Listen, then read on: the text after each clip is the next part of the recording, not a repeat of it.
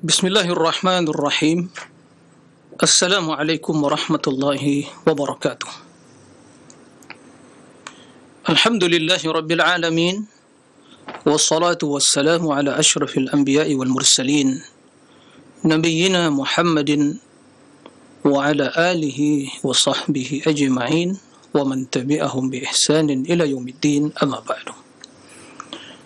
Ikhwatal iman, kaum muslimin dan muslimat, para pemirsa dan juga para pendengar di mana saja antum berada, semoga Allah Subhanahu wa taala senantiasa membimbing kita semua di atas jalan kebaikan, memberikan kemudahan serta pertolongan, serta menjaga kita semua demi kemudahan dan kelancaran kita di dalam menjalani hidup ini, dalam rangka mempersiapkan bekal yang terbaik menuju negeri akhirat.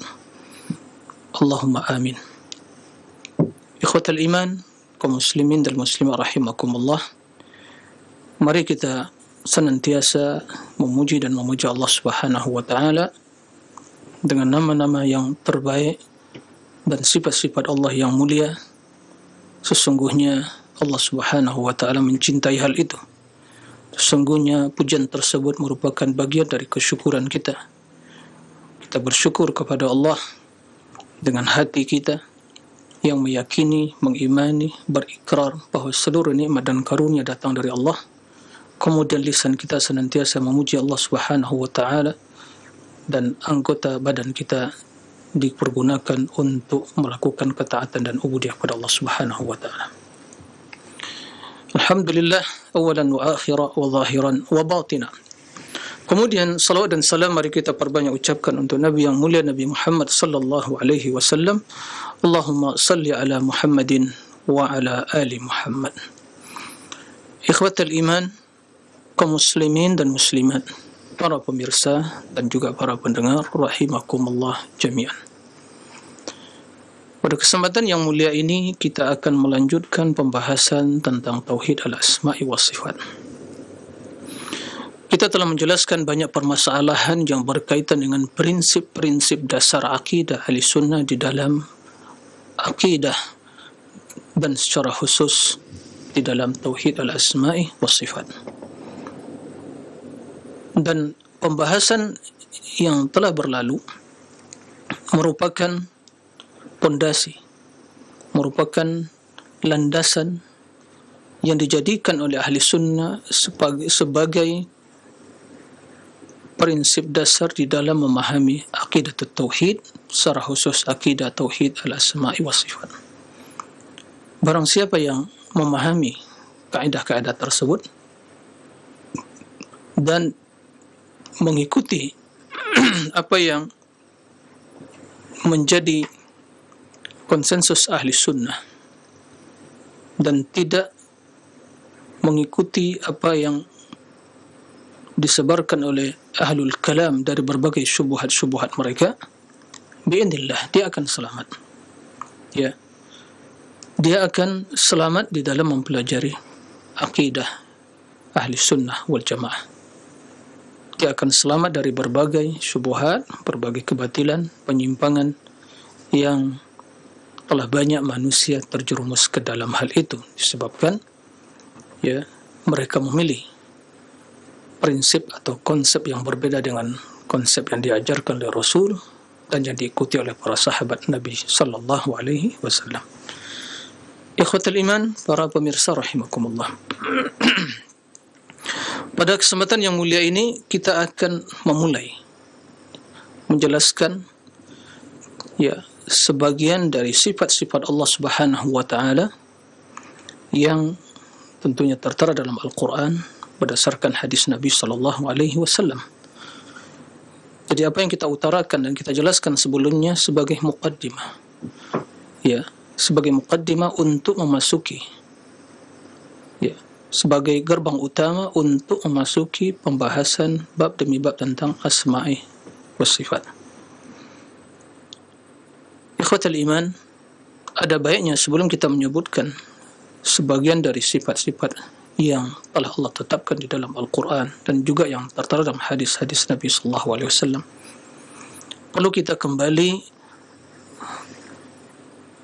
untuk mengingatkan, perlu kita kembali ya memurajaah, ya menyampaikan kembali apa yang pernah diutarakan sebelumnya.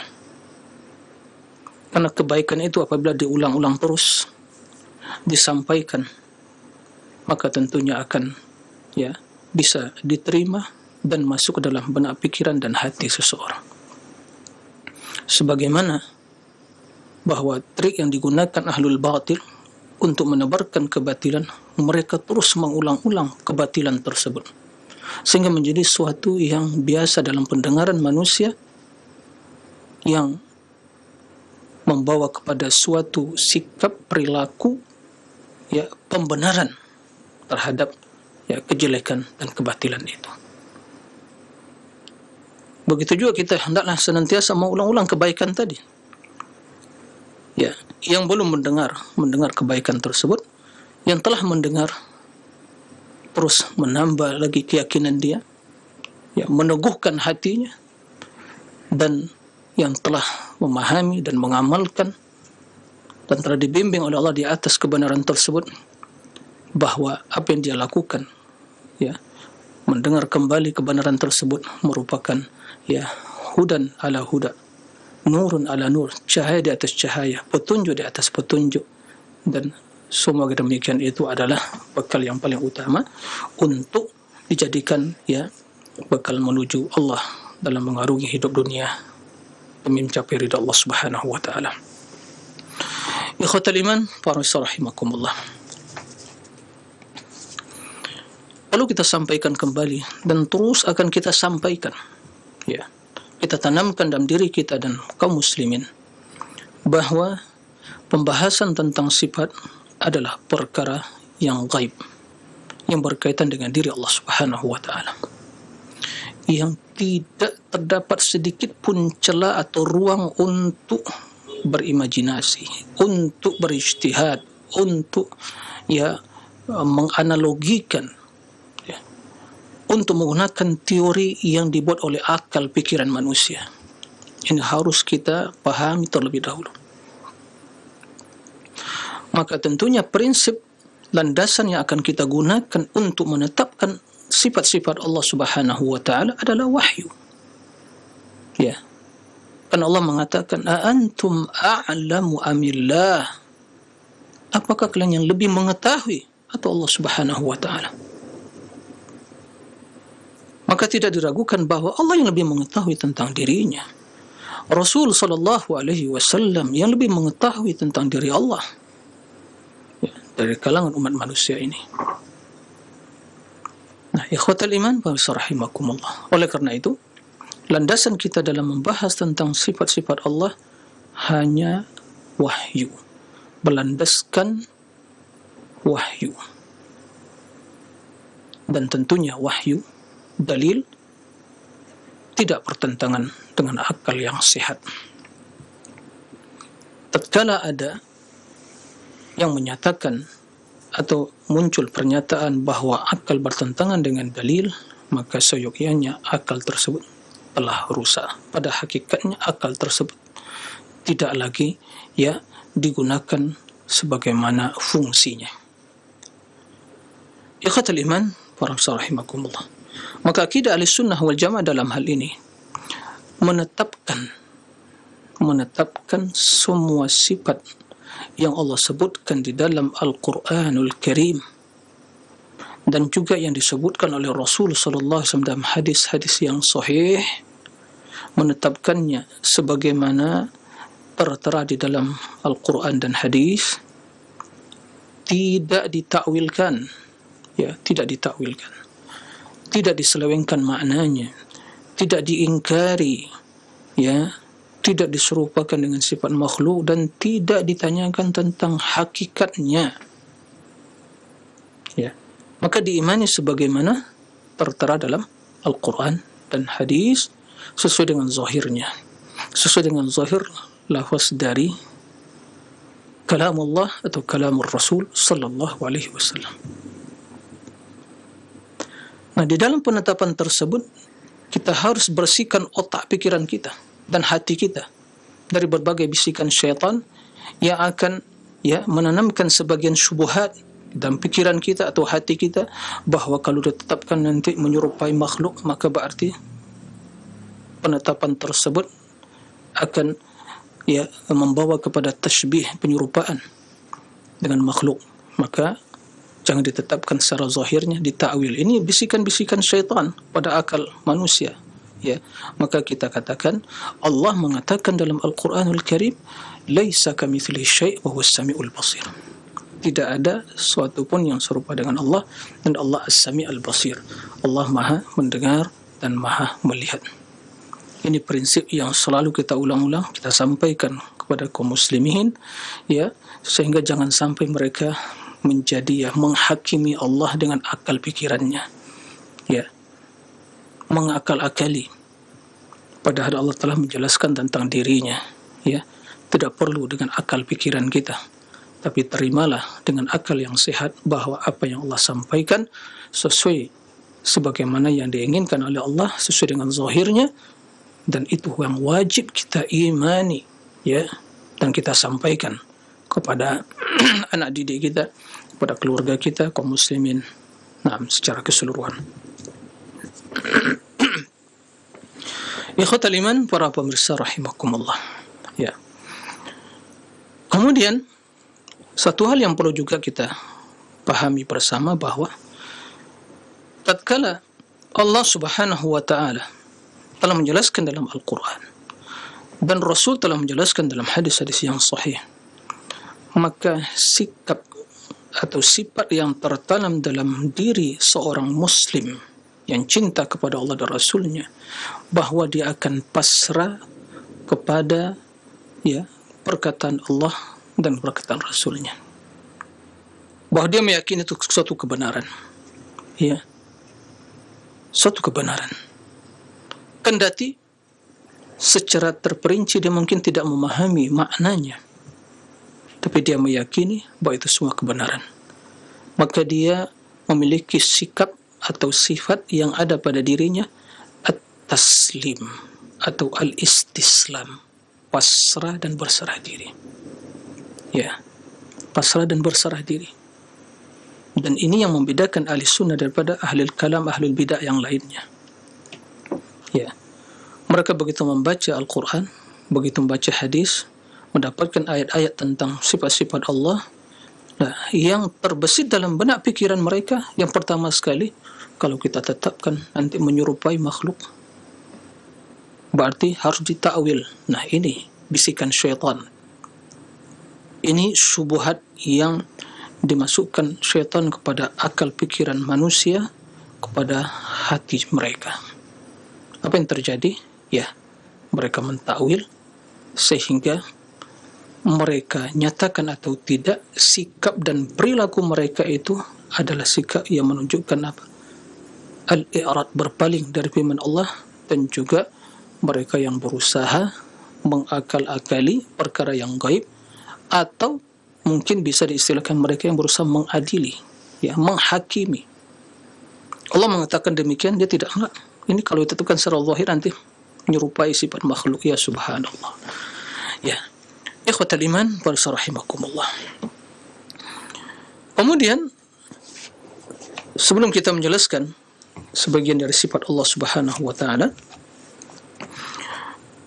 bahwa secara teori, secara keilmuan, kendati sebelum munculnya ahlul kalam, orang-orang yang mentakwil sifat-sifat Allah atau yang berbicara tentang teologi, tentang ketuhanan, tentang masalah keimanan, belum muncul istilah-istilah tersebut.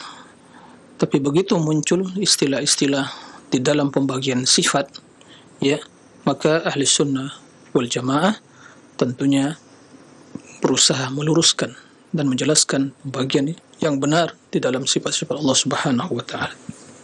Maka sebelumnya pernah kita jelaskan bahawa sifat Allah Subhanahu wa taala yang ditetapkan dalam Al-Quran dan hadis, ada yang berkaitan dengan zat Allah, yang berkaitan dengan zat Allah, yang menyertai zat Allah, yang ada pada zat Allah Subhanahu wa ta'ala, yang tidak pernah terpisah dari zat Allah karena bagian dari zat. Ya. Ada yang dinamakan dengan sifat fi'liyah, sifat yang berkaitan dengan iradatullah, masyiatuh. Jadi Allah yang melakukan sesuai dengan kehendaknya. Nah, pada kesempatan kali ini kita akan memulai dengan menjelaskan sebagian sifat fi'liyah. Ya, sifat fi'liyah, sifat yang berkaitan dengan perbuatan Allah, artinya yang berkaitan dengan masyiah. Bila Allah menghendaki, dia akan melakukan. Nah, dalam kajian pembahasan tentang sifat-sifat Allah Subhanahu wa ta'ala ini, kita akan memulai dengan pembahasan sifat al-istiwa. Ya, sifat al-istiwa. Al-istiwa yang kalau kita lihat terjemahan "Tsumma stawa 'alal 'arsy" di dalam terjemahan Al-Quran ke Departemen Agama, itu kita akan mendapatkan redaksinya, terjemahannya yang bersemayam, bersemayam di atas arsy. Ya, bersemayam di atas istiwa 'alal 'arsy. Kendati saya ingin menyampaikan terjemahan istiwa dengan bersemayam tidak mewakili makna secara sempurna tentang istiwa tersebut. Tapi sebagai pendekatan agar sebagian memahami bahwa semayam itu berarti tinggi, bersemayam di atas arsy. Tapi itulah mungkin terjemahan yang mendekati. Tapi bila dikatakan apakah hanya sekedar semayam, bersemayam, maknanya tentu tidak mewakili seluruh makna istiwa dalam bahasa Arab, makna istiwa yang dipahami oleh orang Arab.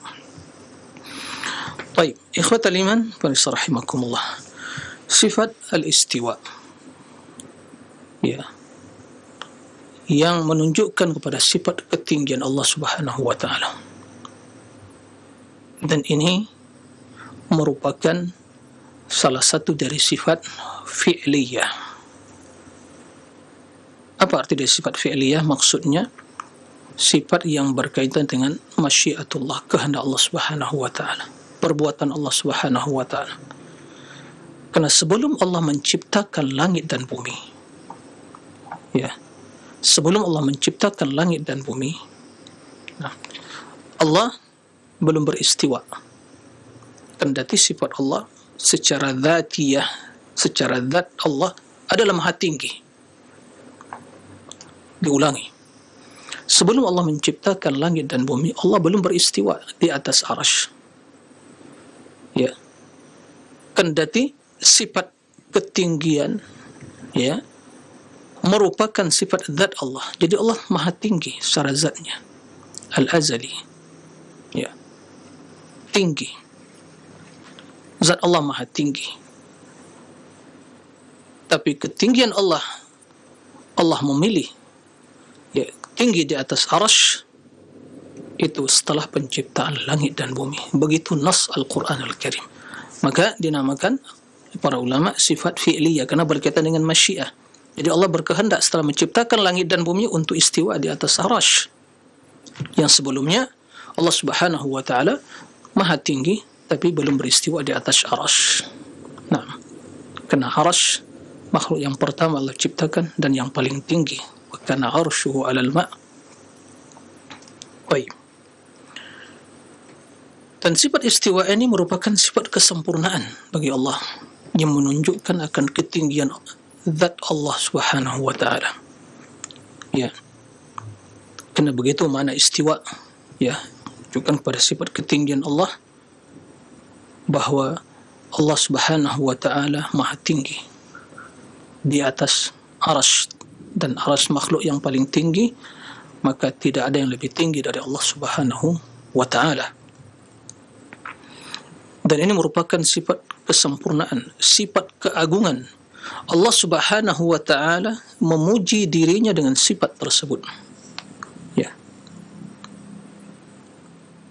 Hal yang menunjukkan bahwa sifat istiwa ini merupakan sifat kesempurnaan Allah Subhanahu wa ta'ala dan keagungan Allah Subhanahu wa ta'ala, bahwa sifat istiwa yang terdapat di dalam Al-Quran, di dalam 7 ayat dalam Al-Quranul Karim, bukan 1, 7 ayat Ya, dalam surat yang berbeda.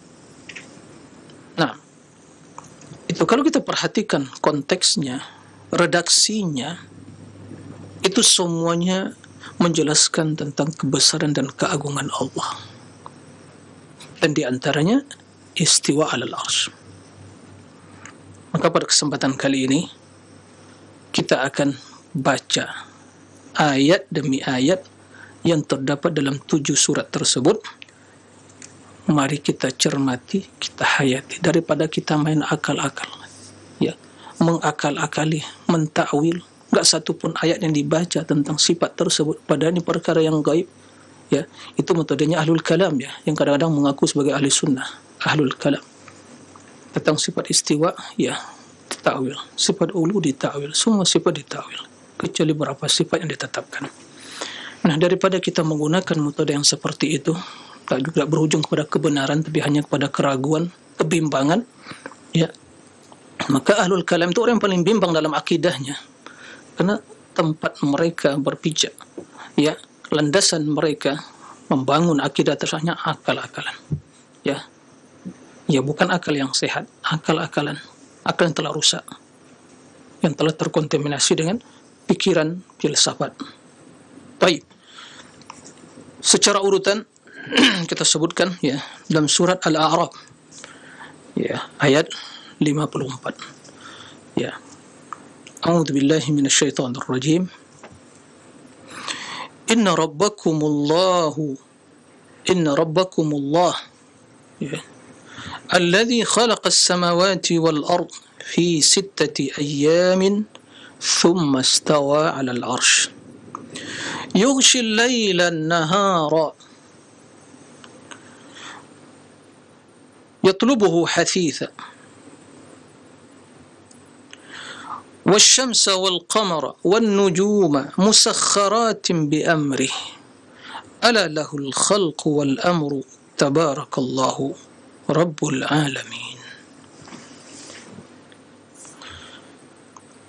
Kata Allah Subhanahu wa ta'ala yang artinya, sesungguhnya Rabb kalian adalah Allah. Rabb yang kita ibadati adalah Allah Subhanahu wa ta'ala. Ya, dia yang berhak diibadati. Kenapa? Karena dia yang memiliki seluruh sifat kesempurnaan dan kemuliaan. Adapun selain Allah, makhluk yang lemah, yang dhaif, yang fakir, enggak berhak diibadati. Nah, inna rabbakumullah, Rabb kalian adalah Allah.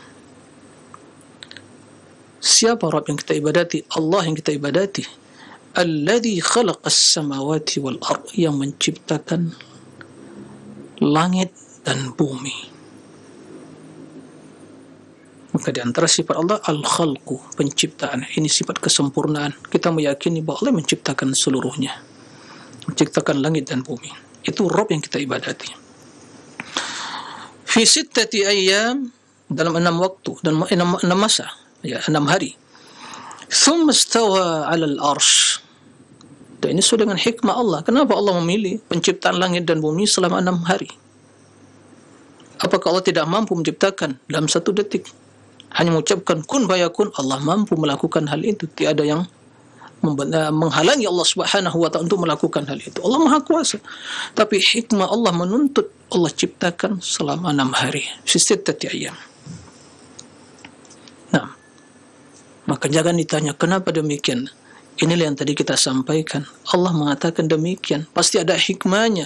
Dipahami oleh akal kita atau tidak, tidak ada permasalahan, ya. Tidak akan, ya, membatalkan iman kita atau mengurangi iman kita. Nah, tapi tentunya seorang yang mengetahui hikmah tersebut, tentu dia semakin mengetahui keagungan kebesaran Allah, tentu bertambah imannya. Baik. Kemudian setelah itu, setelah ciptakan langit dan bumi selama 6 hari, thumma istawa 'alal 'arsy, kemudian Allah istawa 'alal 'arsy. Ini kita katakan tadi, sebelum menciptakan langit dan bumi, Allah belum istiwa 'alal 'arsy. Ini kita yakini. Kendati arsy telah ada sebelumnya di atas air, wa 'arsyu 'alal ma', dan arsy adalah ciptaan Allah yang paling pertama. Awwalu ma khalaqallahu al-'arsy, yang paling besar, yang paling mulia. Naam. Baik. Kemudian istawa 'alal arsy, thumma, ya. Berarti berurutan, thumma, ya, bukan dalam waktu yang sama. Thumma, setelah, ya. Kemudian istawa 'alal arsy. Istawa 'alal arsy. Ya. Ma makna istawa 'alal arsy? Kalau kita perhatikan bahasa Arab dan kita kembali kepada, ya, bahasa Arab yang digunakan mereka dalam, ya, komunikasi mereka, bahasa Arab yang benar, kita akan mendapatkan bahawa orang Arab istawa 'ala bermakna irtafa'a wa 'ala, tinggi, ya, naik dan tinggi di atas sesuatu. Nah, berada di atas sesuatu. Istawa 'alal arsy.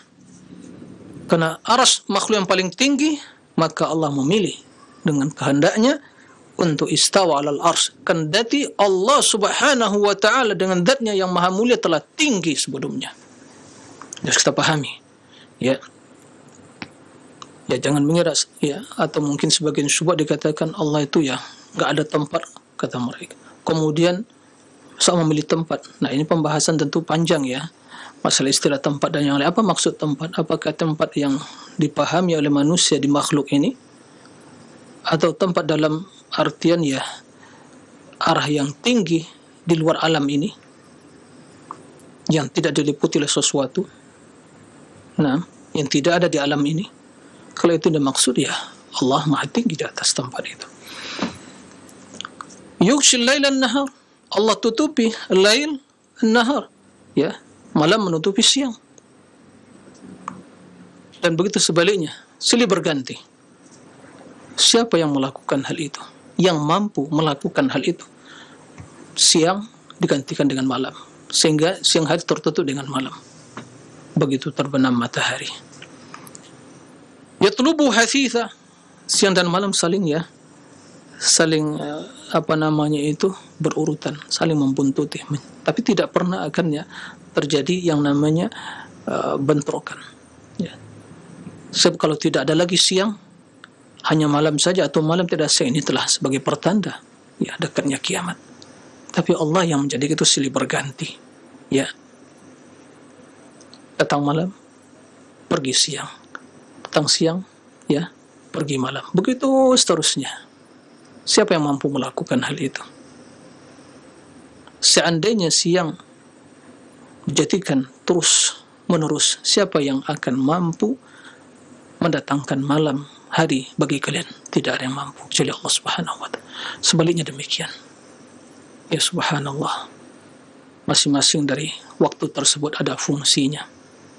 Malam untuk istirahat, siang untuk berusaha, bekerja, mencari nafkah dan seterusnya.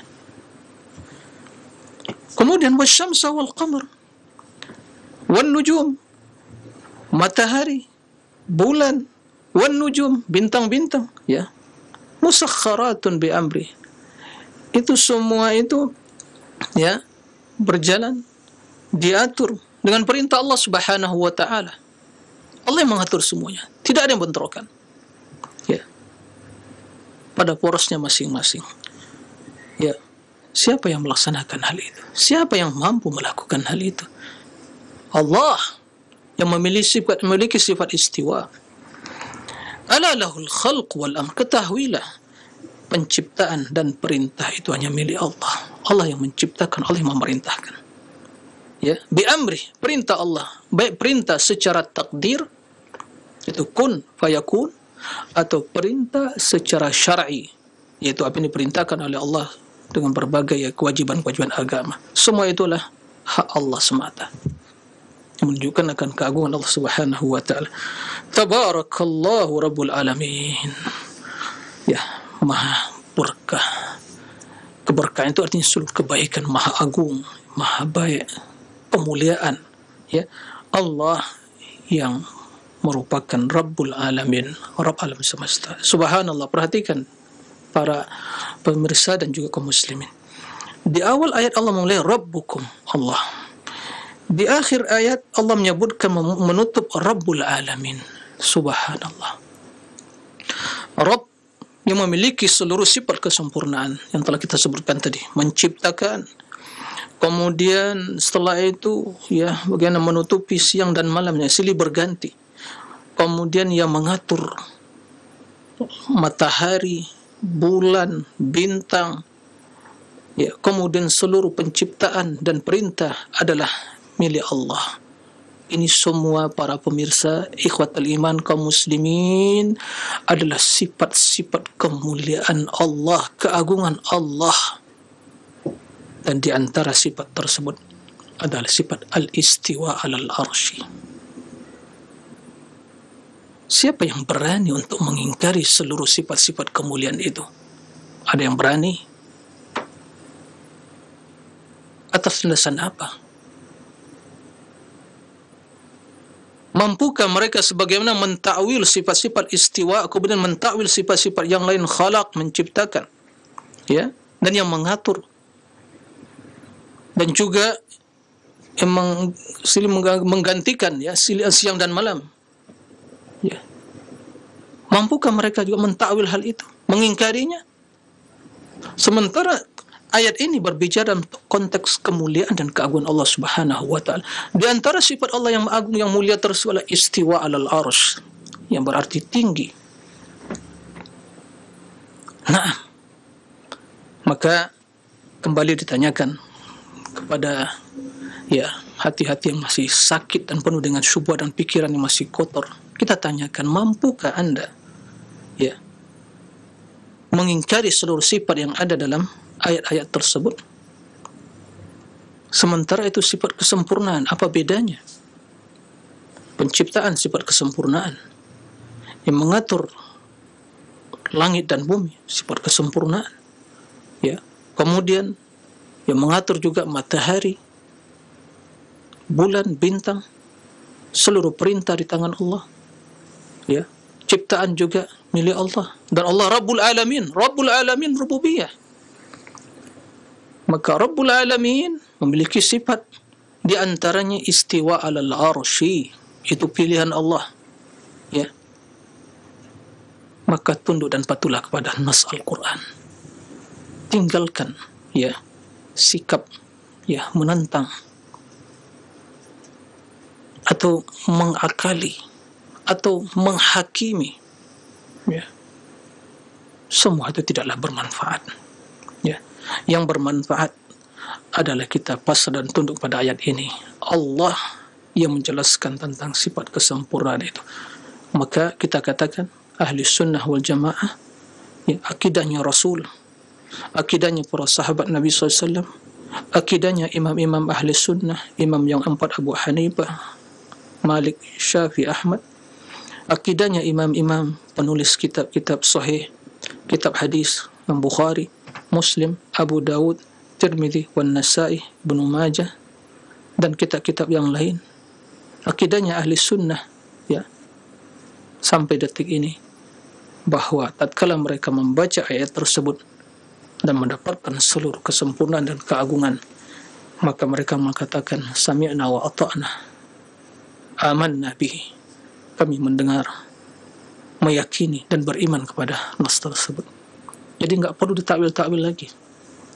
Allah yang menyatakan, maka summa istawa 'alal arsy. Istawa, jadi setelah Allah ciptakan langit dan bumi, Allah telah memiliki sifat ketinggian, karena sifat tinggi itulah sifat zat, sebagai akan kita jelaskan insyaallah setelah menjelaskan sifat istiwa, ya. Maka kita imani, ya, kita imani, sehingga di akhirat kelak kalau ditanya oleh Allah, ya, wahai hambaku si fulan, apa yang menyebabkan kamu menetapkan sifat istiwa? Jawaban kita jelas, ya Allah, kami membaca Al-Quranul Karim dalam surat Al-A'raf dan surat-surat yang lain, kami mendapatkan, ya Allah, engkau menyebutkan sifat tersebut, maka kami imani, ya. Kami imani, karena itulah makna iman. Alladzina amanu aminu billahi wa rasulih. Orang beriman, berimanlah kepada Allah dan Rasulnya. Maka iman kepada Allah, ya, kami imani, kami tetapkan maknanya, karena engkau yang menyebutkan, ya Allah. Tapi bagi mereka yang mentakwil, apa alasan mereka? Mereka mengingkari, apa alasan mereka? Tidak ada. Nah, maka persiapkan, ya, akidah yang benar sebagai bekal menuju Allah Subhanahu wa taala. Kembali kita katakan, siapakah, ya, adakah seorang yang mampu mengingkari salah satu dari sifat-sifat kesempurnaan dan keagungan yang terdapat dalam ayat surat Al-A'raf dalam konteks penjelasan sifat al-istiwa tadi? Silakan dijawab. Dan itu tentunya tak cukup bagi kita menjelaskan bahawa istiwa sifat Allah yang bermakna tinggi di atas arasy sesuai dengan kebesaran dan keagungannya tidak serupa dengan tingginya makhluk di atas sesuatu. Tidak seperti istiwanya, ya, raja di atas singgasananya. Kendati dari satu sisi juga bermakna tinggi, ya, tapi tinggi tentunya berbeda. Tinggi sesuai dengan kelemahan makhluk, tinggi Allah dengan zatnya sesuai dengan kebesaran keagungannya berdasarkan firman Allah, laisa kamitslihi syai'un wa huwas samiul basir. Tidak ada sesuatu yang serupa dengan Allah, dan Allah yang maha mendengar dan maha melihat. Ikhwatal iman, para pemirsa rahimakumullah. Baik, kita lanjutkan. Ayat yang kedua dalam surat Yunus, ya, ayat 3 sampai 6. Kita akan baca ayat tersebut. Ya.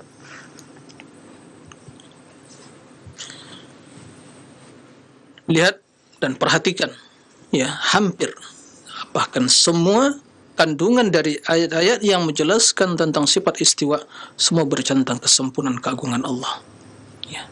Menjelaskan siapa Rabb yang kita ibadati. Dalam surah Yunus, ya, Allah Subhanahu wa taala berfirman, inna rabbakumullahu alladhi khalaqas samawati wal ard fi 6 ayyamin. Perhatikan sama redaksinya. Surah Al-A'raf tadi sama, inna rabbakumullahu alladhi khalaqas samawati wal ard fi 6 ayyam. Dalam surah Yunus ini, inna rabbakumullahu alladhi khalaqas samawati wal ard fi 6 ayyam. Sama. Ini menunjukkan bahawa Al-Quran la kalamullah, tidak ada pertentangan, ya. Thumma istawa 'alal arsy. Surah Al-A'raf juga thumma istawa 'alal arsy, ya. Baru setelah itu ada redaksi yang berbeda dari ayat yang pertama, tapi menunjukkan kandungan yang sama. Ya, sesungguhnya Rabb kalian adalah Allah yang menciptakan langit dan bumi selama 6 hari. Kemudian istawa 'alal arsy. Kemudian dia memilih istawa 'alal arsy, ya, tinggi di atas arasy. Dan Allah Subhanahu wa taala yang tinggi di atas arasy tersebut, ya, yudabbirul amr, mengatur urusan, ya, urusan semua makhluknya. Yudabbirul amr, Allah yang mengatur. Ini juga merupakan sifat kesempurnaan keagungan Allah Subhanahu wa taala. Ma min syafi'in illa min ba'di idnih. Tidak seorang pun yang bisa memberikan syafaat kecuali setelah izinnya, dan Allah tidak mengizinkan kecuali kepada ahli tauhid, ya, orang yang bertauhid, orang yang diridhai perkataan dan perbuatannya. Allah tidak ridha kecuali bagi ahli tauhid. Nah, ma min syafi'in illa min ba'di idnih. Tidak ada yang bisa memberikan syafaat kecuali setelah izin Allah. Allah izinkan. Adapun penghuni kubur, orang yang mati, para wali yang telah mati, tidak diizinkan, ya, apalagi, ya, orang-orang, dan Allah tidak memberikan syafaat kecuali orang-orang yang bertauhid. Maka minta syafaat kepada Allah. Wala tanfa'u syafa'atu illa min ba'di idn. Nah, yudabbirul amr, ma min syafi'in illa min ba'di idnih. Dzalikumullah rabbukum, itulah Rabb kalian. Rabb yang menciptakan langit dan bumi selama 6 hari. Kemudian dia beristiwa di atas arasy, mengatur alam semesta ini, mengatur segala urusan. Dan Allah yang hanya memberikan syafaat, pemilik syafaat. Semua hal itu sifat kesempurnaan keagungan. Dialah Allah Rabb yang berhak untuk diibadati, yang maha tinggi. Ya. Oleh kerana itu kata Allah Subhanahu wa taala, "Dzalikumullah", itulah Rabb kalian yang memiliki sifat kesempurnaan itu, di antaranya istiwa 'alal arsy. Oleh kerana itu, fa'buduhu, ibadatilah Allah. Ibadatilah Allah semata. Ya. Karena dia yang berhak diibadati. Dialah Allah Subhanahu wa ta'ala yang memiliki sifat kesempurnaan dan zat yang maha agung yang memiliki sifat kesempurnaan, di antara sifat ketinggian, di antara sifat istiwa 'alal arsy. Itu Rabb yang berhak diibadati. Ya. Afala tadhakkarun? Tidakkah kalian ingat? Tidakkah kalian mengambil pelajaran? Tidakkah kalian mengetahui? Ya. Jadi kita dipanggil oleh Allah untuk menggunakan akal yang sehat. Ya. Itu Rabb kalian. Ini juga kritikan dan bantahan kepada ahlu syirik, orang-orang yang berbuat kesyirikan, yang mengibadati patung berhala, sembahan selain Allah, yang mereka tidak bisa menciptakan langit dan bumi, yang mereka tidak memiliki sifat kesempurnaan keagungan, yang mereka tidak bisa mengatur urusan alam ini, dan mereka tidak memiliki sifat sama sekali. Kenapa mereka diibadati? Ya subhanallah, kemana akal mereka? Tapi Allah Rabb yang menciptakan semua hal itu, yang mengatur, memiliki sifat yang berhak diibadati, memiliki seluruh kesempurnaan dan keagungan. Fa'buduh, ibadatilah Allah Subhanahu wa ta'ala. Itu yang berhak diibadati. Apalah tadhakkarun? Tidakkah kalian ingat? Tidakkah kalian menggunakan akal yang sehat, mengambil pelajaran? Ya. Allah lanjutkan. Ya. Sifat-sifat kesempurnaan yang terkandung dalam ayat surah Yunus ini dari 3 sampai 6. Semua hal itu menunjukkan akan keagungan kebesaran Allah. Ilaihi marji'ukum jami'an, kepada Allah lah kalian akan dikembalikan seluruhnya. Naam. Semua kita akan kembali kepada Allah. Akan diadili oleh Allah, akan ditanya oleh Allah. Wa'adallahi haq, janji Allah yang benar. Suatu kepastian, keputusan Allah yang maha benar, tidak akan berubah. Innahu yabda'ul khalqa thumma yu'iduh. Sesungguhnya dialah yang memulai penciptaan, ini juga termasuk sifat kesempurnaan Allah. Thumma yu'iduh, kemudian akan dikembalikan. Diciptakan asal muasal kita di tanah, kemudian terjadi ya berkembang biak manusia dengan pernikahan dari setetes mani, air yang hina, ya, dari hasil pernikahan yang sah, kemudian dikembalikan. Begitu meninggal manusia dikembalikan ke tanah, asal muasal mereka dari tanah, ya.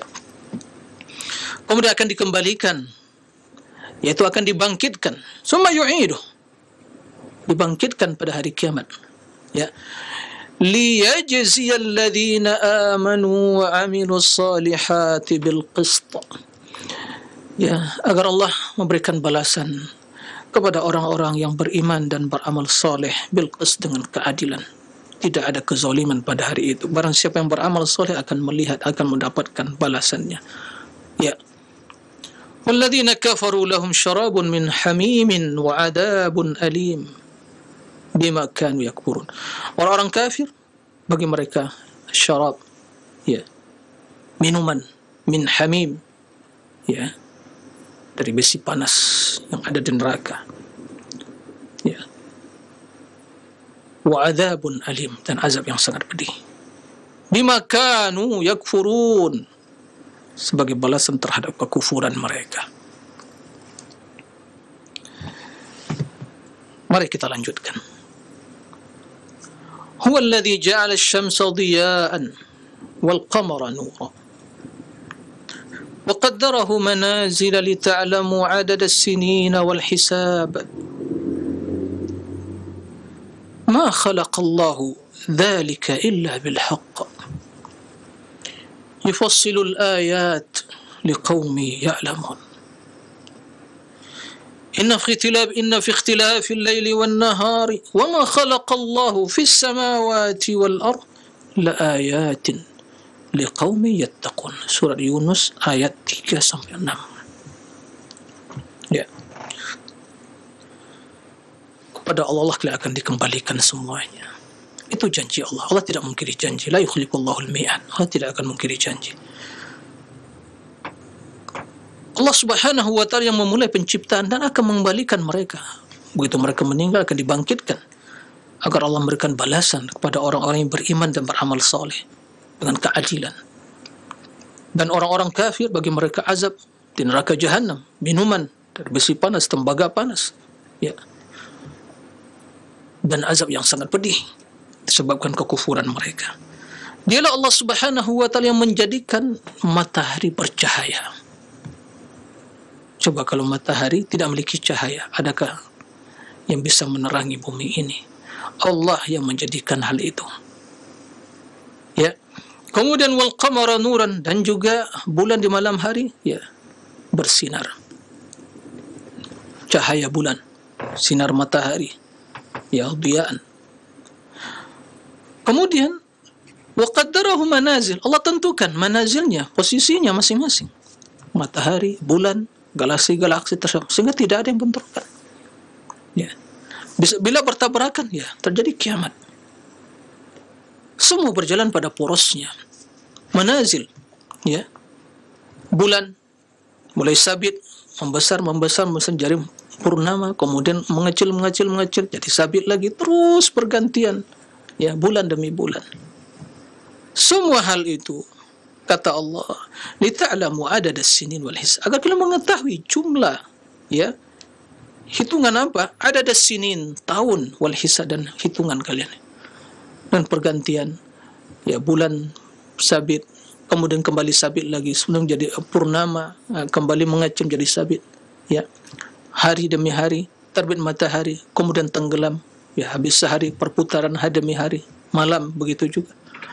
Semua hal itu agar kita bisa ya menghitung tahun dalam perjalanan hidup, dan juga hisab, hitungan dalam banyak hal, sehingga dikaitkan ibadah dengan pergantian hari-hari demi hari tersebut, waktu demi waktu. Siapa yang mengatur itu semua? Siapa yang mengatur itu semua? Allah Subhanahu wa ta'ala. Ya. Inna fi ikhtilafil lail. Kemudian na'am, ma khalaqallahu dzalika illa bil haqq. Semua hal itu tidaklah Allah ciptakan kecuali dengan kebenaran, al-haq. Nah, ma khalaqnahum illa bil haqq. Ya. Tidak ada yang sia-sia menciptakan Allah Subhanahu wa taala. Semua dengan kebenaran. Ya. Allah jelaskan ayat-ayat tanda-tanda kebesarannya itu kepada siapa? Liqaumi ya'lamun, bagi orang yang ingin mengetahui. Orang yang menggunakan akal sehat dan memahami kebesaran itu. Itu Rabb yang kita ibadati. Itu Rabb yang menjelaskan tentang sifatnya, di antara sifatnya istawa 'alal arsy. Tinggi di atas arsy. Kemudian Allah lanjutkan lagi ayat tanda-tanda kebesaran, keagungan Allah Subhanahu wa ta'ala. Inna fi ikhtilafil laili wan nahar wa ma khalaqallahu fis samawati wal ard la ayatin liqaumin yattaqun. Sesungguhnya pergantian ya malam dan siang, dan apa yang Allah ciptakan di langit dan di bumi. Allah ciptakan langit dan bumi. Kemudian Allah ciptakan isi langit dan bumi. Semua hal itu terdapat di dalamnya tanda-tanda kebesaran Allah bagi orang-orang yang bertakwa. Para pemirsa rahimakumullah, kaum muslimin, semoga Allah memberikan hidayah kepada kita semua. Kembali pertanyaan kita sampaikan di sini. Dari awal ayat yang ketiga sampai ke 6 tadi, semua berbicara tentang kebesaran keagungan Allah. Semua berbicara tentang kemuliaan dan kesempurnaan Allah. Menjelaskan tentang sifat-sifat keagungan kemuliaan Allah. Di antara sifat tersebut istawa 'alal arsy. Ya. Istawa 'alal arsy, ini sifat kemuliaan, sifat keagungan bagi Allah yang wajib kita tetapkan. Sebagaimana kita menetapkan bahawa sifat Allah adalah sebagai Rabb. Sifat Allah yang menciptakan langit dan bumi selama 6 hari.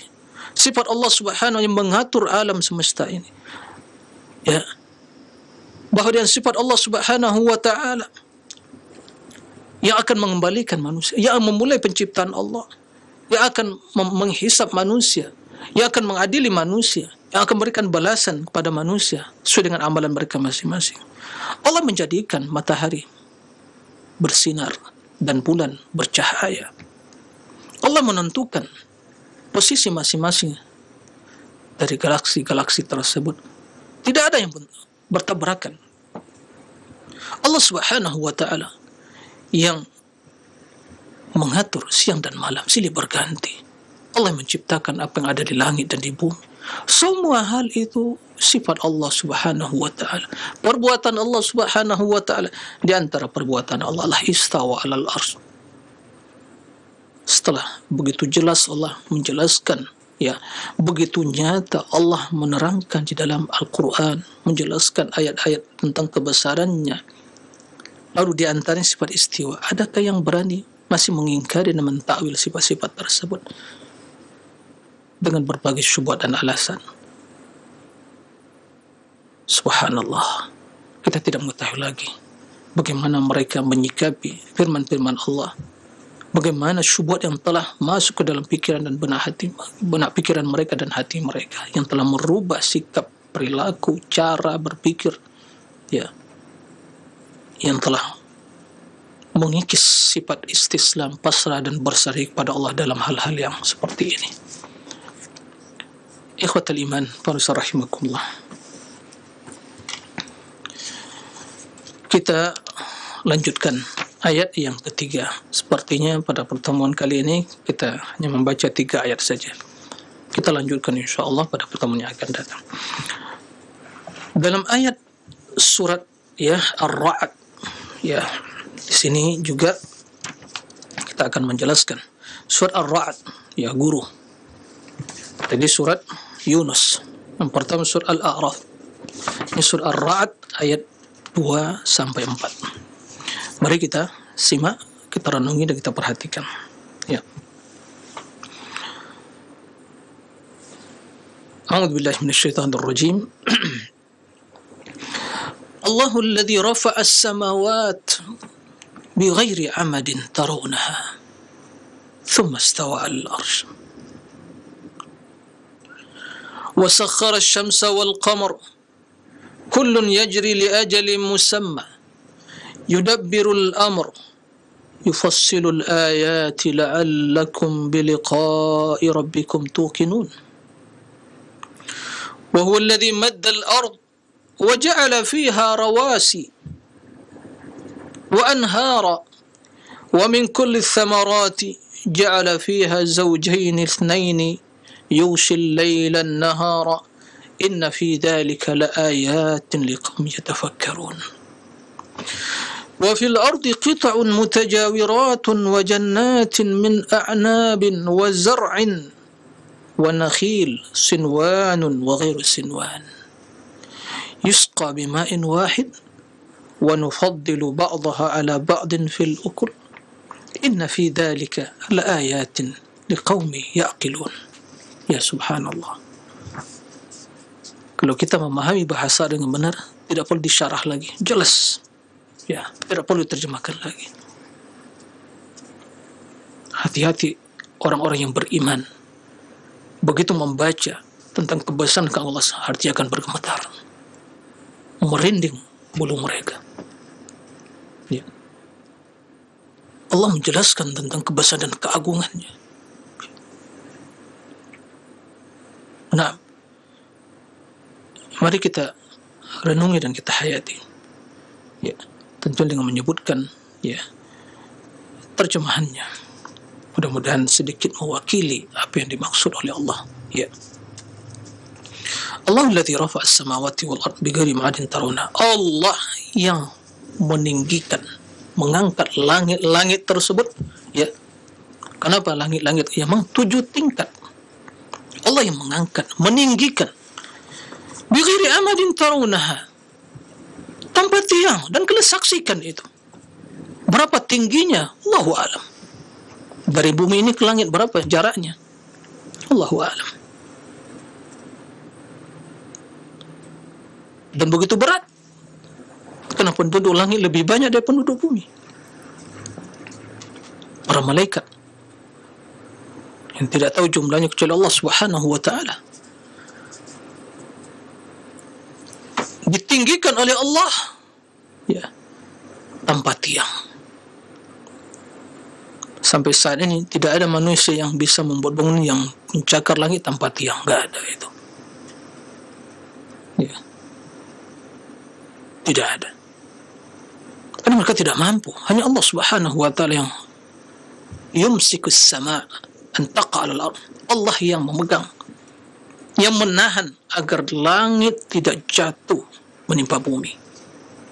Allah angkat setinggi-tingginya, rafa, ya, kemudian tanpa tiang. Itu adalah sebagai sifat kebesaran keagungan Allah Subhanahu wa taala. Ya, thumma istawa 'alal arsy.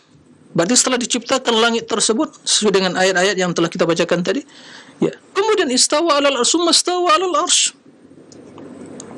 Ya. Makanya para ulama rahimakumullah, tatkala membaca sifat istiwa, ya, kita mendapatkan ahlul kalam yang ingin mentakwil itu hanya menyebutkan potongan ayat summa stawa 'alal arsy, tidak membaca ayat sebelumnya dan sesudahnya. Kemudian ditakwil sifat tersebut sesuai dengan akal mereka masing-masing, pikirannya, dengan berbagai syubhat yang terkadang tidak masuk akal. Makanya tidak masuk akal syubhat yang seperti itu. Coba dibaca ayatnya secara keseluruhan.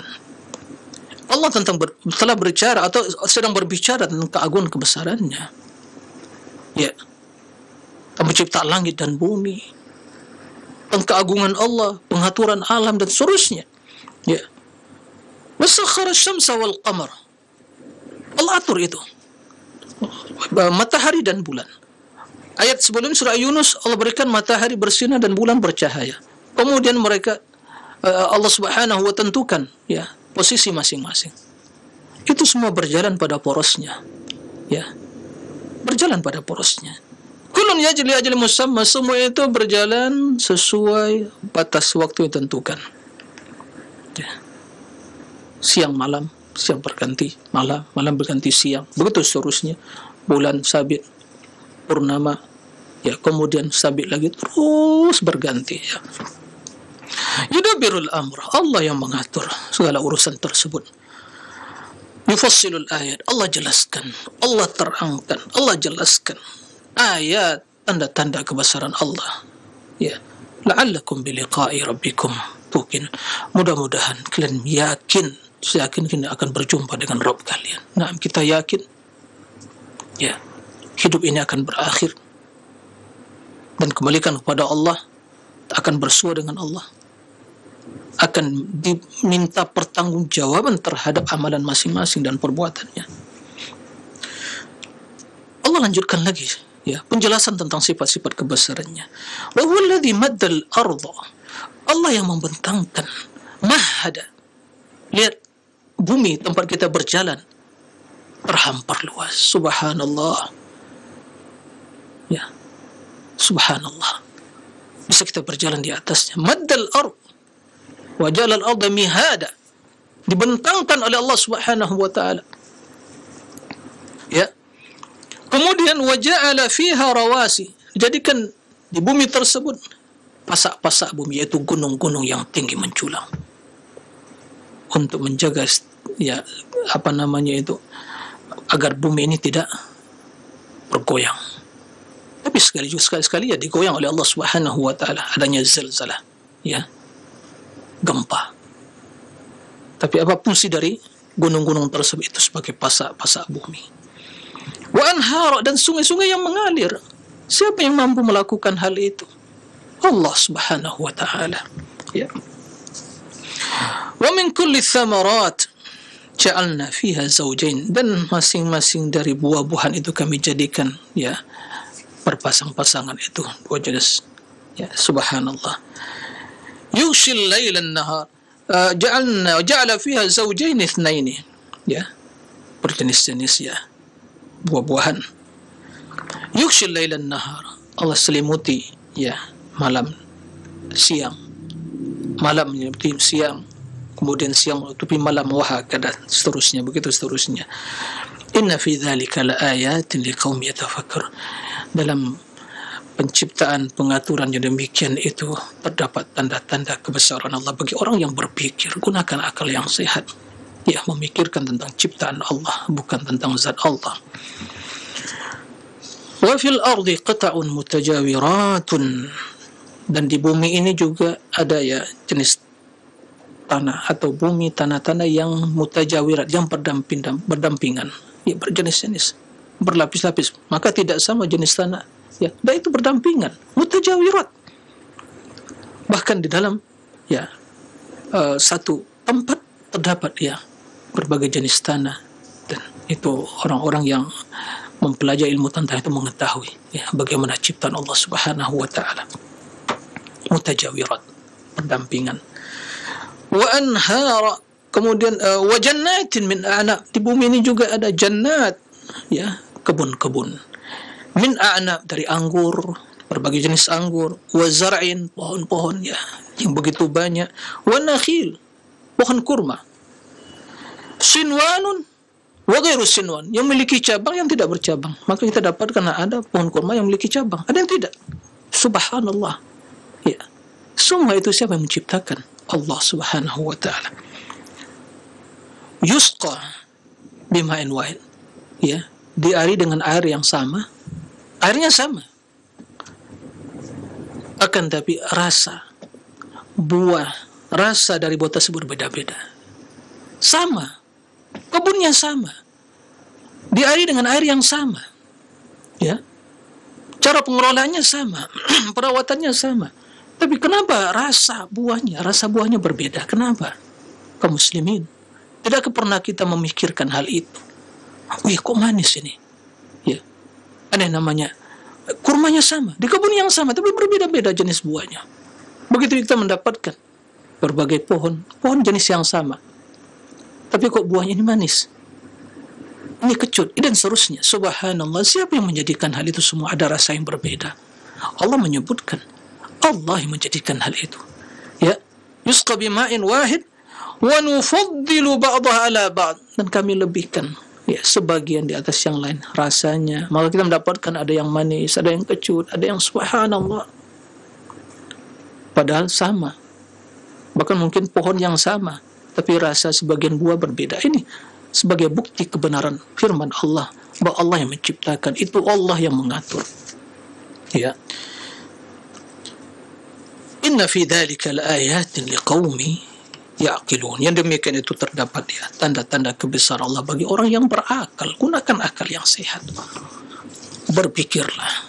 Apa yang dipikirkan? Ciptaan alam semesta. Semakin kita memikirkan, mengkaji, ya, memperhatikan, mencermati, semakin yakin bahwa alam ini ada yang mengatur, ada yang menciptakan. Itu Allah Rabbul Alamin yang memiliki seluruh sifat-sifat kesempurnaan. Di antara sifat kesempurnaan itu istawa alal arsy. Istawa alal arsy. Ya. Anehnya sikap sebagian mereka yang ya tidak mendapatkan hidayah dalam memahami akidah yang benar. Kalau ditanya, adakah yang mengingkari bahwa Allah ada selain Allah, atau bahwa rafa'as samawat bighairi madin, bahwa mengangkat langit itu tidak hakiki, itu hanya majazi, tidak sesungguhnya?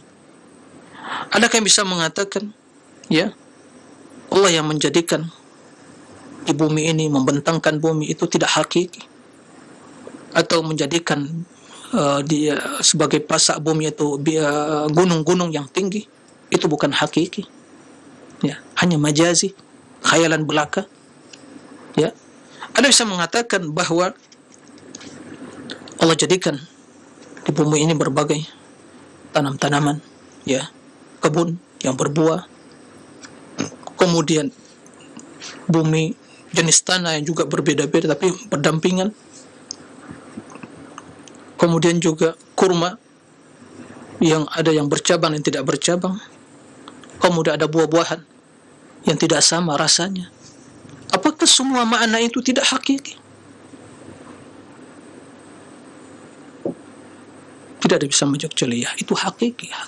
Lah, kalau itu semuanya hakikatnya benar, sebagaimana Allah jelaskan Maka sama halnya bahwa istawa juga Allah menjelaskan, itulah hakikatnya lah tinggi di atas arsy. Kenapa masih juga menggunakan akal, ya, mengakal-akali untuk mentakwil? Kalau begitu ditakwilkan semua sifat-sifat yang keagungan terdapat di dalam ayat tersebut. Oleh karena itu kata Allah, apalah ta'qilun, tidaklah menggunakan akal yang sehat. Jadi intinya Pak Besar rahimakumullah, ini semua berbicara tentang keagungan Allah. Di antara sifat keagungan tersebut adalah sifat istiwa alal arsy. Maka imani itu, sebagaimana Allah menetapkan untuk dirinya itu sebagai keagungan dan kemuliaan, jangan ditakwil-takwil, jangan diingkari jika ingin kita selamat. Nah, mudah-mudahan ya apa yang disampaikan tadi menambah iman kita, menambah keyakinan kita bahwa bila kita mengikuti Al-Quran dan hadis di dalam masalah akidah, kita akan selamat, bahkan dalam seluruh urusan agama ini. Mudah-mudahan Allah berikan keistiqomahan kepada hati kita dan menanamkan dalam diri kita sifat pasrah dan tunduk dan berserah diri kepada ayat-ayat Al-Quran dan hadis-hadis Nabi sallallahu alaihi wasallam. Allahumma amin. Demikian yang bisa dijelaskan pada kesempatan kali ini. InsyaAllah kita lanjutkan ayat yang keempat, kelima dan keenam, ketujuh pada kesempatan yang akan datang. Demikian, wallahu a'lam wa sallallahu wasallam bina Muhammadin wa alihi wa sahbihi wasallim walhamdulillahi rabbil alamin. Naam. Baik, Ustaz, barakallahu fikum wa jazakallahu khairan. Terima kasih atas bimbingan serta pelajaran yang bermanfaat yang telah disampaikan di pertemuan kita di kesempatan kali ini. Semoga menjadi tambahan ilmu untuk kita semuanya.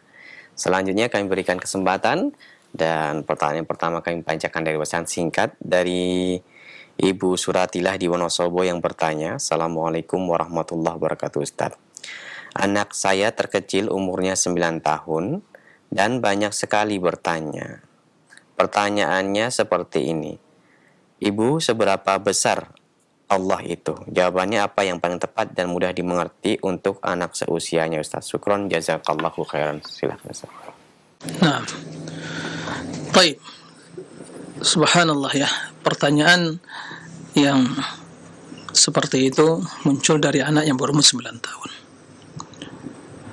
Ya, dari satu sisi yang mungkin bisa diapresiasi bahwa anak ingin tahu, ya, ingin tahu Rabbnya. Ya. Tapi karena ini perkara yang gaib, ya, tanyakan saja kepada anak, ya, adik, ya, atau sayang, melihat matahari, ya, oh iya melihat matahari. Seberapa besar matahari? Baik, dia akan berpikir, iya ya, berapa ukurannya? Baik, ya, mungkin ya matahari terlampau jauh ya. Adik tinggal di mana? Hidup di mana? Di permukaan bumi. Baik. Sebesar apa bumi ini, Dek? Sebesar apa bumi ini, sayang?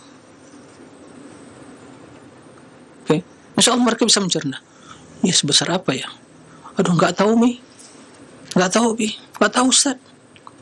Ya. Baik. Satu lagi. Yang sekarang berjalan, manusia yang berjalan di permukaan bumi ini, namakan makhluk hidup. Karena masih ada rohnya. Rohnya ada di jasad mereka. Adik bisa berjalan? Bisa. Bisa makan? Bisa. Masih hidup? Iya, masih hidup. Kenapa masih hidup? Ya, masih karena rohnya masih ada dalam jasad. Tanyakan, di mana itu roh kita, Adik? Di mana itu roh kita, sayang? Ada yang bisa mengetahui? Oh iya ya, di mana? Kita hanya bisa berbicara. Berjalan, karena masih hidup. Yang udah mati udah berpisah rohnya. Nah, ini sebagai pendekatan agar tatkala kita ya memberikan pendekatan yang seperti itu, ini namakan qiyasul aula. Artinya, dalam perkara-perkara yang berkaitan dengan ciptaan Allah saja, makhluk, tidak bisa kita mengetahui akan kebesaran dan keagungannya dan posisinya. Roh saja di mana? Ada yang tahu di mana posisi rohnya? Enggak ada. Baik. Ada yang tahu urusan besarnya bumi ini? Enggak ada. Ada yang tahu besarnya matahari, purnama yang dilihat di malam hari? Ya, tidak ada. Kalau itu ciptaan Allah, tidak kita ketahui, karena kita saksikan. Matahari berikan cahaya, sinar. Bulan begitu juga, rembulan di malam hari menerangi ya kegelapan malam. Bumi tempat kita beraktivitas, berjalan, tidak kita ketahui besarnya. Makanya jawabannya Allahu a'lam, sayang. Yang penting, adik solat kan? Iya, solat. Apa yang dibaca? Allahu Akbar. Ya, itu jawabannya. Ya, Allahu Akbar. Allahu Akbar. Allah yang maha besar. Allahu Akbar. Ya, Allah yang maha besar. Jadi, dengan seperti itu insyaAllah mulai kita menanamkan makna-makna keagungan tadi, bahwa kita harus menanamkan dalam perkara hal yang berkaitan dengan teologi ketuhanan. Ya, kita dilarang untuk berbicara tentang hal itu sejauh besar, sebesar apa. Memang Allahu a'lam, Allahu Akbar. Apapun yang kita bayangkan tentang Allah, maka semua itu pasti berbeda dengan apa yang kita bayangkan, di luar nalar kita. Maka cukup dalam ini kita mengucapkan Allahu Akbar kabira. Ya, Allahu Akbar kabira. Itu yang disampaikan pada anak kita. Seperti insyaAllah anak-anak yang 9 tahun yang dah mulai juga bisa memahami sedikit banyaknya perkataan. Tapi di suatu sisi kita apresiasi, dia ingin mengetahui, ya, karena dia meyakini memiliki Allah, ya, Rabb. Maka jawaban yang seperti itu, ya, Allahu Akbar. Ya, Allahu a'lam. Nah, Ustaz, barakallahu fikum. Terima kasih atas nasihatnya serta jawaban yang bermanfaat yang telah disampaikan. Selanjutnya kami berikan kesempatan kembali. Masih kami bacakan dari pesan singkat dari Abu Sofa di Bandung. Pertanyaannya sebagai berikut. Assalamualaikum warahmatullahi wabarakatuh, Ustaz. Mau bertanya, apakah arsy yang agung itu sebagai makhluk Allah berupa kata sifat, ataukah makhluk Allah dalam bentuk benda? Menurut pandangan manusia, seperti apa Allah berada di atas suatu benda ciptaannya sendiri? Silakan, Ustaz. Baik, ya. Terima kasih kepada Abu Sofa, ya. Barakallahu fiik atas pertanyaan. Ya, beliau berada di Bandung. Barakallahu fiik. Apakah arsy itu, ya, kata sifat atau itu benda? Lalu timbul pertanyaan, bagaimana Allah itu bisa, ya, kalau seandainya itu benda, bagaimana Allah Subhanahu istawa di atas makhluk atau benda ciptaannya? Baik, yang pertama, arsy itu makhluk, bukan sifat. Arsy itu makhluk, bukan sifat. Ya, karena Allah Subhanahu wa taala menciptakan arsy. Allah telah ada secara azali, dan Allah huwal awwal, al-awwal wal akhir. Allah yang pertama dan yang terakhir. Yang terakhir juga kan pada kekekalan Allah Subhanahu wa taala. Yang pertama juga kan, ya, permulaan Allah yang tiada bermula. Itu Allah yang pertama. Tiada makhluk sebelum Allah. Kemudian Allah ciptakan, ya, makhluk yang pertama adalah al-arsy, dan yang paling besar. Dan sifat arsy itu, jadi arsy itu makhluk, ya, makhluk. Kalau itu memang disilakan benda, ya, benda yaitu makhluk. Nah, bukan sifat. Tapi arsy itu memiliki sifat. Apa sifatnya? Al-azim, keagungan. Al-majid, ya, kemuliaan. Al-karim, mulia dan besar. Ya. Makanya di antara ayat menjelaskan hal itu, ya, Rabbul Arsyil Azim, Rabbul Arsyil Majid, ya, Rabbul Arsyil Majid, memiliki arsy yang majid. Ada dua makna di sini. Majid bisa berarti itulah nama Allah, dan juga bisa berarti makna yaitu arsy, sifat dari arsy. Jadi arsy adalah makhluk ciptaan Allah yang terbesar, yang paling tinggi, yang paling berat dan paling indah. Nih, itu sifatnya makhluk. Nah, beratnya, ya, yang paling berat. Makanya di antara dalam zikir dia ucapkan menunjukkan beratnya arsy tersebut, ya, dalam tasbih subhanallah wa bihamdi, subhanallah wa bihamdi, adada khalqi wa ridha nafsi wa zinata arsy wa midada kalimati. Di antara zikir yang juga, ya, kalimat mesti perbanyak ucapkan pagi hari dan petang hari. Subhanallah wa bihamdi, adada khalqi, tasbih sebanyak jumlah makhluknya. Subhanallah wa bihamdi, ya, maha suci Allah bihamdi dengan segala pujiannya. Adada khalqi, sejumlah makhluknya.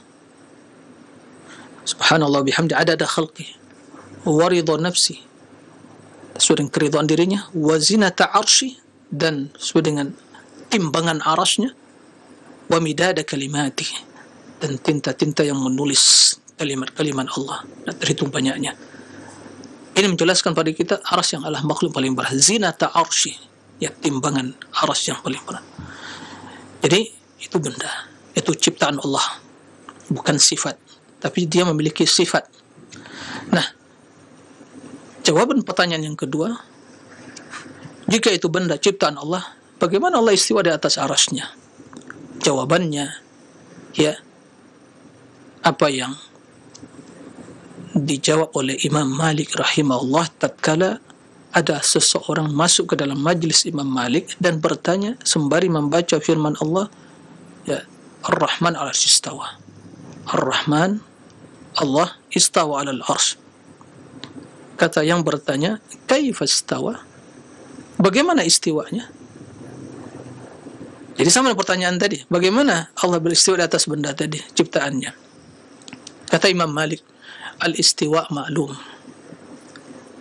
Istiwa Allah di atas arsy itu dimaklumi maknanya, diketahui maknanya. Ya. Tentunya bagi mereka yang paham bahasa Arab memaklumi hal itu. Orang Arab mengetahui makna istawa itu, ya, tinggi, irtifa, ala, ya, irtifa wa ala, tinggi, bermakna tinggi, di atas sesuatu bila disertai dengan huruf ala, ya, karena ada juga tidak disertai dengan ala,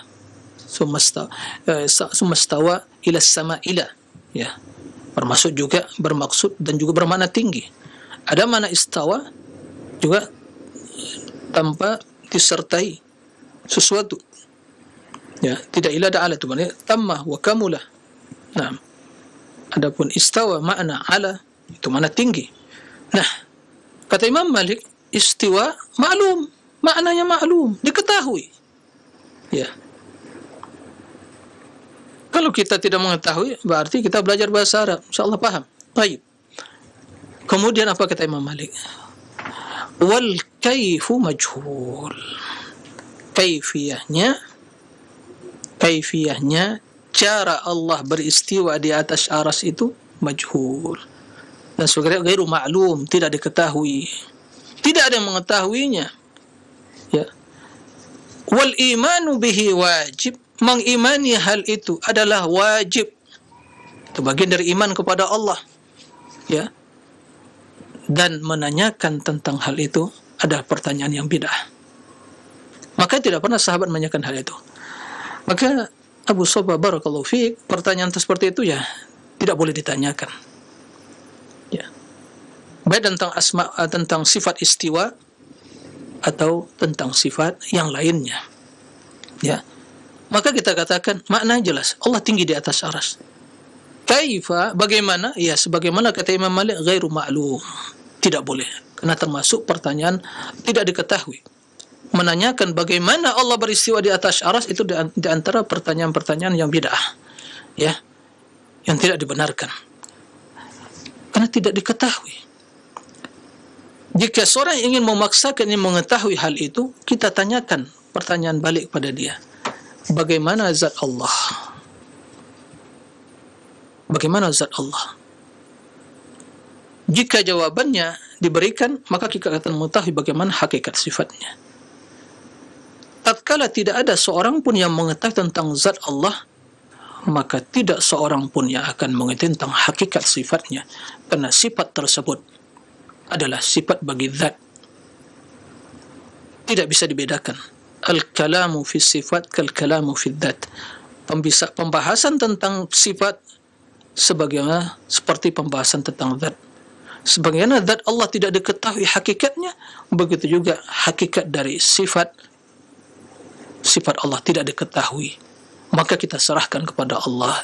Ini yang namanya tafwid, diserahkan kepada Allah. Allahu a'lam. Ya. Kenapa? Karena Allah mengatakan, "A antum a'lamu amillah?" Apa kalian lebih mengetahui atau daripada Allah Subhanahu wa taala? Wala yuhituna bihi ilma. Ilmu mereka tidak akan bisa meliputi. Mereka tidak akan bisa meliputi Allah dari sisi ilmu mereka. Tidak akan mungkin. Ya. Dan kita dilarang berbicara tentang Allah tanpa ilmu. Wala taqfu ma laysa laka bihi ilm. Jangan bicara tentang sesuatu yang tidak kamu memiliki ilmunya. Innas sam'a wal basar wal fuada kullu ulaika kana an mas'ula. Innas sam', pendengaran, al-basar, penglihatan, al-fuad, dan hati dan akal pikiran kita akan minta. Semua itu dipertanggungjawabkan oleh Allah Subhanahu wa taala, ditanya. Nah, dan di antara perkara yang diharamkan oleh Allah yang digandengkan larangan dengan berbuat syirik adalah wa an taqulu 'ala Allahi ma la ta'lamun, mengatakan sesuatu tentang Allah yang tidak kamu ketahui. Maka kita katakan Allahu a'lam. Kita serahkan bagaimana Allah beristiwa, kita serahkan. Tapi kita imani bahwa Allah istiwa tinggi di atas arsy. Tidak serupa dengan makhluk, sebagaimana firman Allah, "Laisa kamitslihi syai' wa huwas samiul basir." Bahwa tidak sesuatu pun yang serupa dengan Allah, dan Allah Maha Sami', Maha mendengar, wal basir, dan Maha melihat. Wallahu a'lam. Nah, Ustaz, barakallahu fikum wa jazakallahu khairan. Terima kasih atas jawabannya. Berikut kami bacakan dari pesan singkat dari saudara Putra di Cilengsi yang bertanya, Ustadz, apakah termasuk tidak sabar kalau kita mengajak dai-dai yang menolak sifat Allah atau yang menyimpang akidahnya, kita ajak mereka untuk bermubahalah? Karena saat dai Ahlussunnah menjelaskan dengan ilmiah, kadang-kadang ada yang malah menuduh bahwa kitab yang dijadikan rujukan sudah dipalsukan Salafi dan tuduhan-tuduhan lainnya. Lalu bagaimana sikap yang tepat, Ustadz? Jazakumullahu khairan. Silakan. Ya, subhanallah, ya, itu adalah sunnatullah. Tuduhan-tuduhan yang seperti itu bukan hal yang baru. Jangan kaget dengan hal yang seperti itu. Ya, Rasul yang membacakan Al-Quranul Karim kepada orang-orang Arab, ahli al-fasahah wal balaghah, ya, memahami. Mereka mengatakan Muhammad ini sahir, majnun, gila ini. Itu hal biasa, tuduhan seperti itu. Ya, tugas kita menyampaikan al-haq dan tidak pernah bosan, harus sabar menghadapi hal itu. Itu adalah sunnatullah. Ada yang sesat, ada yang mendapatkan hidayah, dan teruslah ahli hidayah, orang yang mendapatkan petunjuk tersebut, berjuang menjelaskan kebenaran. Tugas dia menjelaskan, menyampaikan seperti kita sekarang ini. Ya, kita sampaikan. Yang mau menerima tafadhal, yang tidak menerima, ya, la yalumu illa nafsa. Enggak ada paksa, tapi kita jelaskan akidah yang benar sesuai dengan Al-Qur'an, ya, dengan hadis. Ini tugas kita. Harus sabar, ya. Sampai kapan? Ya, sampai kita diwafatkan di atas sunnah ini. Sampai Allah katakan wala tamutunna illa wa antum muslimun. Sampai janganlah kalian meninggal dalam keadaan Islam, berserah pasrah pada Allah, ya. Kita imani apa yang terdapat Al-Quran, kita imani apa yang terdapat hadis, kita tetapkan sifat bagi Allah, kita serukan kepada umat manusia, kita sampaikan, kita ajak mereka.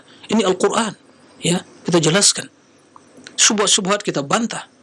Ini bagian dari jihad fisabilillah, jihad menegakkan kebenaran dengan cara yang hikmah, dengan cara yang ilmu, ya, dengan kejujuran, bukan dengan kebohongan, bukan dengan kepalsuan, bukan hanya masing tuduh menuduh, ya.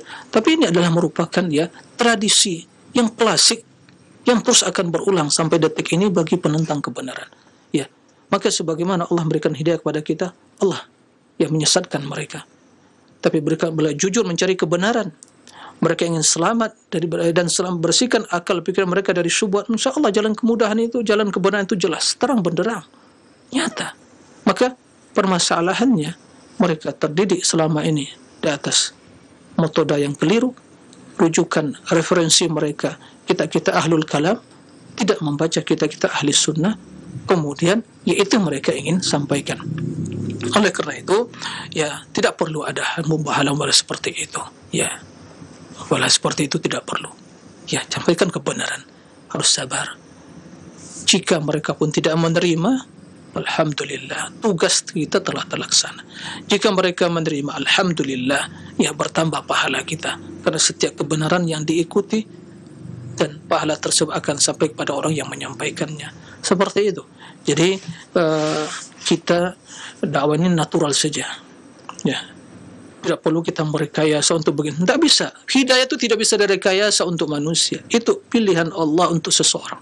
Yang bisa kita lakukan, memperbaiki redaksi bahasa kita, cara kita, ya, retorika kita, uslub kita menyampaikan dengan cara yang baik, lemah lembut, dengan dalil yang benar, penjelasan yang gamblang bisa dipahami, kemudian ya serahkan kepada manusia, dia memilih apa.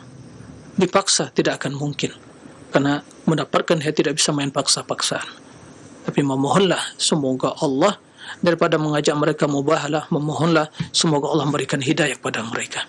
Ya, dan juga sebelum hal itu semua hendaklah seorang selalu memohon kepada hidayah, petunjuk, ya, dan selalu memperbanyak doa yang diucapkan Nabi di waktu istiftah, doa istiftah dalam solat malamnya. Allahumma rabba Jibril wa Mikail wa Israfil fatir as-samawati wal ard alimul ghaibi wasyahada anta tahkumu baina ibadika fima kanu yakhtalifun ihdini lima ikhtalafa fihi min al-haqqi bi'idnik innaka tahdi man tasha' ila siratal mustaqim. Nah, itu yang kita lakukan, jadi bersabarlah. Nah, demikian wallahu a'lam wa sallallahu wa nabiyina Muhammadin wa alihi wa sahbihi wa sallim wa akhiru da'wana alhamdulillahi alamin subhanakallahumma bihamdik asyhadu an la ilaha illa anta astaghfiruka wa atubu ilaik. Wassalamu alaikum warahmatullahi wabarakatuh.